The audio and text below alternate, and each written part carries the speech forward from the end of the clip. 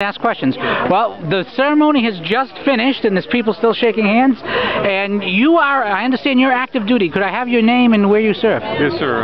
Captain David Hatton. I serve at Hanscom Air Force Base. And Captain in the Air Force, I presume, obviously? This is true. Now, Captain, this event was put together in, we'd have to say, under 12 hours. Were you impressed by the turnout? I counted 72, 73 people here. I was actually very impressed. I got a phone call from my friend and grabbed a couple friends and came along. Now, tonight, a little bit of the discussion was about the change in the respect to the military in terms of how it was in the past and how it was in the future. And you spoke a lot about how the military is more respected. Is it gratifying to see that kind of respect? Absolutely, hands down. We think back to the time of Vietnam and how soldiers were treated when they returned. I think back about the fellow I was named after who was killed in Vietnam, and he didn't get to return. And the fanfare that we get today is just spectacular.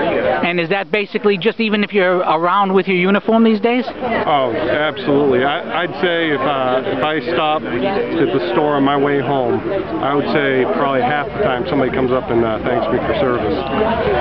Now, a lot of people don't understand the sacrifices that active duty make. I mean, you're gone for long periods of time. Mm-hmm. If you're lucky you're deployed here. I understand you were deployed in Iraq as well. I was. At that particular time, it was a tough time for the family with 3 little ones at home, and my wife had our 4th child while I was gone.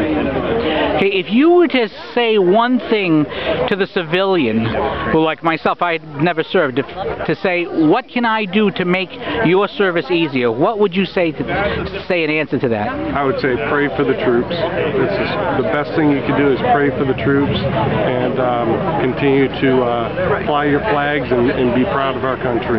Captain, thank you very much for your time. Thank you, sir.